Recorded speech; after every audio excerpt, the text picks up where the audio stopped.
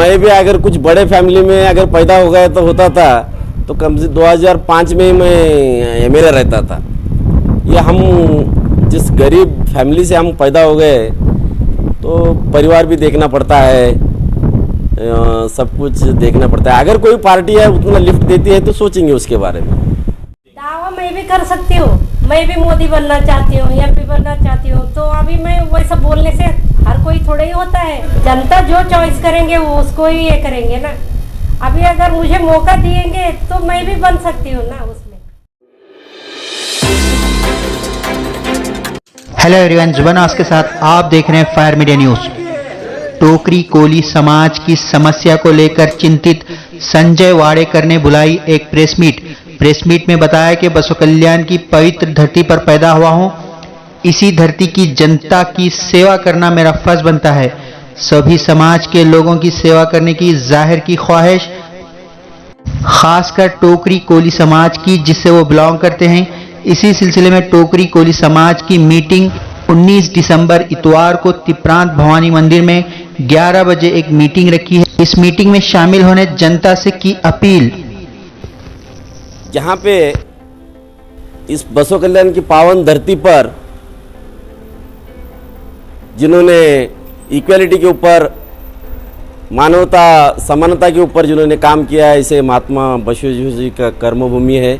अखंड मानव समाज के लिए जो भी धर्म में कमियां थी वो सब कमियां दूर करके महात्मा बसवेश्वर जी ने इस बसव कल्याण धरती पर उन्होंने मानवता के अखंडता के लिए काम करे सो है। महात्मा बसवेश्वर जी को मैं अभिवादन करके आज ये प्रेस मीट बुलाने का वजह यह है कि बसव कल्याण ये एक मेरा फैमिली है, क्योंकि ये बसव कल्याण में यहाँ पे नारायणपुर में मैं पैदा हो गया हूँ। मेरी जिम्मेदारी बनती है कि इस धरती का संरक्षण करे, अभिवृद्धि करे, इसका डेवलपमेंट करे, ये मेरी भी जिम्मेदारी है। मैं जो भी बोलूँगा बड़े जिम्मेदारी से बोलूँगा। तो मुझे इस जन्मभूमि पे जो भी अन्याय होता है या जो भी कुछ मुझे मेरा अभिप्राय देना है तो मेरा पूरा हक बनता है। तो मैं बचपन से इस धरती को 2002 से मैं सोशल एक्टिविटीज़ में हमेशा एक्टिव रहा हूँ। इस धरती का कैसा डेवलप होता है यही मैं हमेशा सोच रखा हूँ। 2006 में मेरे सगे भाई कालिदास वाडीकर, इनको जिला पंचायत मेंबर बना के उनको इस भाग का अभिवृद्धि किया हूँ, डेवलपमेंट किया हूँ। मेरे सपना एक ही है, बसव कल्याण हमारा महात्मा बसवेश्वर जी का कर्मभूमि रहने की वजह से पूरे कर्नाटक में आज मांग हो रही है जिला होना चाहिए। तो मैं तो बोलता हूँ बसव कल्याण कर्नाटक का कैपिटल होना चाहिए, ये मेरी मांग रहेगी। और दूसरी बात, सभी वर्गों का, सभी जाति धर्मों का जिम्मेदारी मेरे ऊपर है, क्योंकि एक परिवार है बसव कल्याण। तो इस परिवार का सदस्य मैं रहने की वजह से मुझे पूरा मेरे ऊपर जिम्मेदारी है, सभी वर्गों को लेके चलना है। तो हमने शुरुआत, मैं जिस समाज में पैदा हो गया उस समाज से पहले भी काम कर चुका हूँ, कोली समाज का। तो यहाँ पे कोली समाज मालूम ही नहीं था किसी को। तो मैंने पुढाकार लेके समाज का सम्मेलन लेके तो कोली समाज यहाँ पे दिखाई दिया। तो मुझे नहीं लगता कि कोई किसी का ऑब्जेक्शन रहेगा। कोई उसमें समाज में पैदा होता है तो जैसे माँ जैसे रहती हो, तो अपने समाज का कोई सेवा करता है तो इसका मतलब ऐसा नहीं कि दूसरे समाज को हम कम लेते या कम देखते, ऐसा नहीं है।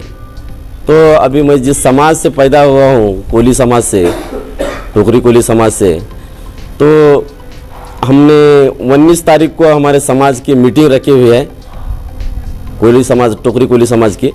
तो उस टोकरी कोली समाज की जो भी समस्याएं हैं, तो हमारे नारायण राव साहब पहले कोली समाज से यहाँ से विधायक थे।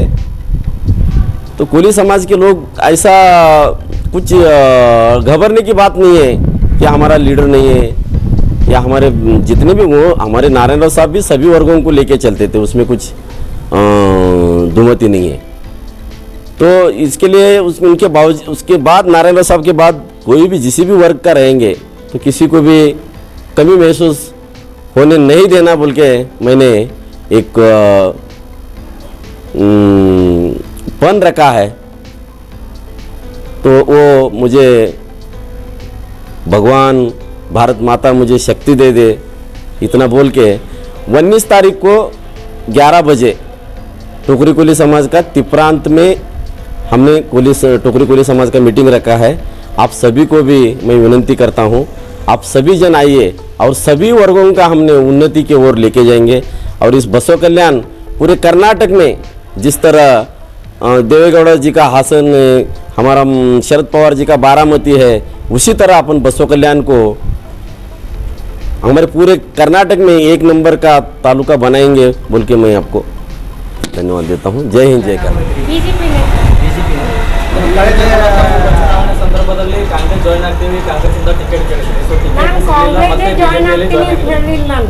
ಇಲ್ಲ ತಾವು ಏನು ಬಿ ನಾರಾಯಣ ರಾವ್ ಅವ್ರು ಏನು ತಿಳ್ಕೊಂಡಿದ್ರು ಹೌದು. ಆ ಒಂದು ಸಂದರ್ಭದಲ್ಲಿ ಪತ್ರಿಕಾಗೋಷ್ಠಿ ನಡೆಸಿ ಕಾಂಗ್ರೆಸ್ ಉಮೇದುವಾರ ಇದ್ದೀನಿ ಅಂತ ಎಲ್ಲ ನೀವು ಇದು ಮಾಡಿ. ಇಲ್ಲ, ನನಗೆ ಯಾರು ಇದು ಮಾಡ್ತಾರ ಬೆಂಬಲ ಕೊಡ್ತಾರ, ನಾ ಅವ್ರ ಸಂಗಟ ಯಾವ ಪಾರ್ಟಿಗೆ ನನಗೆ ಇದು ಮಾಡ್ತಾರಲ್ಲ ಆ ಪಾರ್ಟಿಗೆ ಹೋಗ್ಬೇಕು ಅಂತ ನಾನು ಟ್ರೈ ಮಾಡಿದ್ದೆ.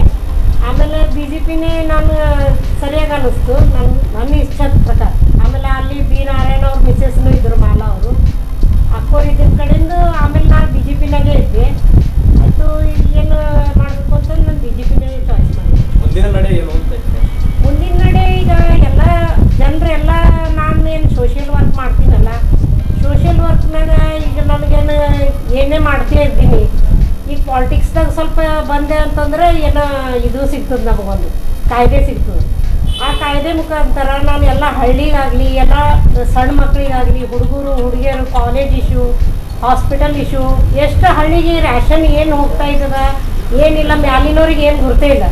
ಯಾರ ಬ್ಯಾಂಕಿನಾಗ ಎಷ್ಟು ಹಣ ಇದು ಆಗ್ಲತ್ತವ, ಜಮಾ ಆಗ್ಲತ್ತವ, ಏನು ಮ್ಯಾಲೆ ಕೂತಿರೋರೇನು ಹೇಳತ್ತಾರ, ಸೈನ್ ಮಾಡತ್ತಾರ, ಅದು ನಡೆದ. ಇಲ್ಲಿ ಕೆಳಗೆ ಯಾರು ಪಾಲಿಟಿಕ್ಸ್ದವ್ರು ಅದಾರಲ್ಲ, ಅದು ಅವ್ರ ಮೇಲೆ ಜಿಮ್ಮೆದಾರಿ ಅದ. ಅವರು ಸರಿಯಾಗಿ ನೋಡ್ಕೊಳತ್ತಿಲ್ಲಲ್ಲ. ಆಮೇಲೆ ನಮ್ಮ ಅಂಥವ್ರಿಗೂ ಸ್ವಲ್ಪ ಅವರು ಇದು ಮುಂದೆ ಬರ್ಗೂ ಬಿಡ್ಲತ್ತಿಲ್ಲ. ಅವರು ಈಗ ನಾವು ಅದಕ್ಕೆ ಏನು ಮಾಡ್ಸಕತ್ತೀವಿ, ಜನರಿಗೂ ತಿಳಿಬೇಕು ಸ್ವಲ್ಪ ಅದನ್ನು.